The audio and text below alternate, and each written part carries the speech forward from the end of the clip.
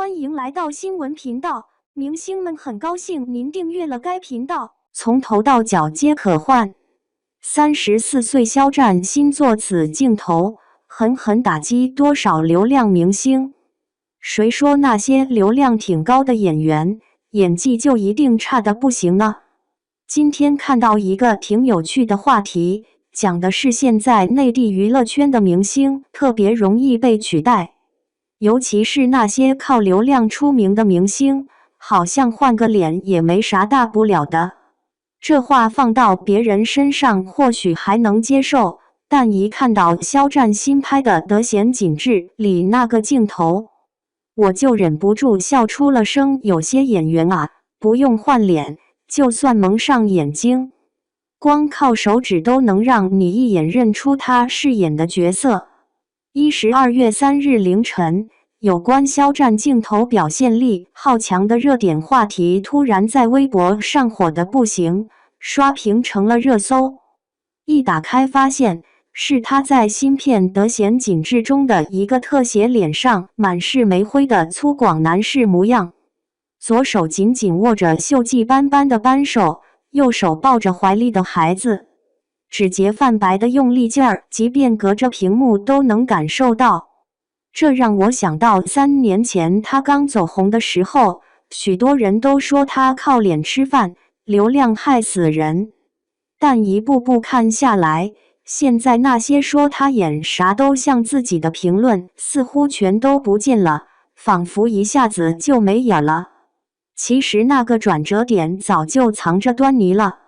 去年《藏海传》一出来，海外论坛上就有人在转发一个片段，那会儿他扮演的工匠藏海，在仇人府里当谋士，结果一夜之间的权谋戏被剪成了大发展的最长一夜。随着昆曲的鼓点响起，镜头慢慢移到他的脸上，只见他嘴角挂着似笑非笑的表情，弹幕瞬间刷屏，窒息2字让人心跳加快。当时业内有人评论说这是微表情管理的典范，但仔细想想，这哪算得上微表情呢？简直就是把演员这2个字深刻在了肌肉记忆里。还记得2019年《陈情令》火得不行的时候，有个影评人就酸了一句：肖战的演技啊，有点像精致的瓷娃娃，长得漂亮，但脆得不行。如今再看他在《得闲紧致》里的表演，藏在最强残垣后，用南京话咆哮手夹没路走，脖子青筋凸起，脸上夹杂着血迹和煤灰，可那双眼睛依旧明亮的犹如山火后冒出的第一颗火星。说他哪像瓷娃娃啊，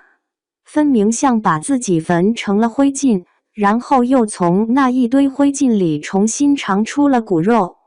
最精彩的是那一场工具箱藏秘密信的戏，他蹲在鄂西那偏远深山的作坊里，铁屑烫出的水泡都不叫一声，只是默默地把密信塞进工具箱的夹层。镜头从他布满老茧的手背慢慢扫到那个颤抖的指尖，最后停在那把已经被磨得发亮的前弓锤上。没有一句台词，可比任何尖叫都更令人心揪。这种靠道具表达的表演方式，让我想起老戏骨里雪见的一句话：好演员，眼睛里的有戏，手指也得有戏。当别人还在用滤镜来吸引眼球的时候，他已经把自己塑造成了角色般的存在。如今娱乐圈有这么一股奇怪的风气，流量明星拍战争片的时候，非得涂个3层发胶，像打了个造型似的，演农村题材的角色，指甲缝里都比脸还干净，真是搞笑又矛盾。肖战为了在《得闲紧致》里把抗战时期钳工的角色演得更逼真，提前3个月就开始学习打铁，手上磨出的茧子比任何妆容都更真实到位。有一幕，他被日军追赶打，这个滚下山崖的镜头正好拍了3分钟，脸上满是血污。可他偏偏没有流一滴泪，只是紧咬着嘴唇，让血和汗一起流进衣领里，这还能叫演吗？毫不夸张，他就像把自己浸在角色里，硬生生熬了整整3年。据最新消息，德贤紧致的预售票房已经突破了8000万，而45岁以上的观众人数占比超过了40%。可以说，这成绩可不是靠粉丝凑出来的，而是真正的观众们被内容实实在在的吸引过来的。电影里有个细节让我特别感动，他带着乡亲们用辣椒粉做烟雾弹，辣得他直掉眼泪，但笑得像个孩子一样开心。有人评论道，这才是真本事，让观众觉得这个角色确实活在他们眼前。回头来看看那些靠美颜滤镜赚流量的明星，顿时觉得挺搞笑的。当你还在靠 PS 图像保持完美的时候，有人已经把自己折腾得灰头土脸，却还能重新从灰烬中尝出新鲜的血肉。想到德贤紧致导演孔生提到的，肖战最难得的地方，就是愿意把自己当作工具，让角色在他身上栩栩如生。放在今天再一琢磨，这话就更有意思了。真正的好演员，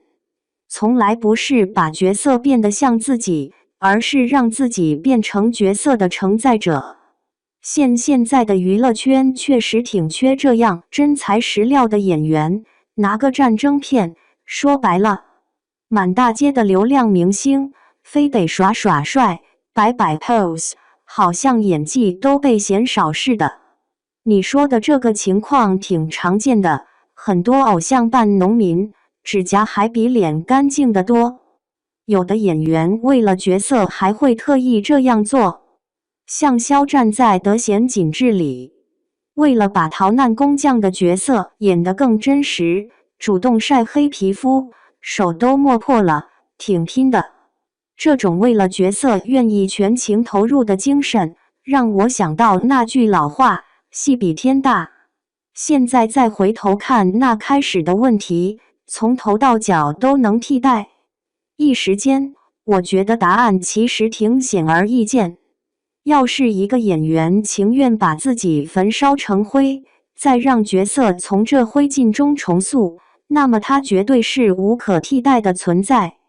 这个所谓自我牺牲的演出，想必也是对那些只靠滤镜撑场的流量明星最有力的一记耳光。你们觉得怎么样啊？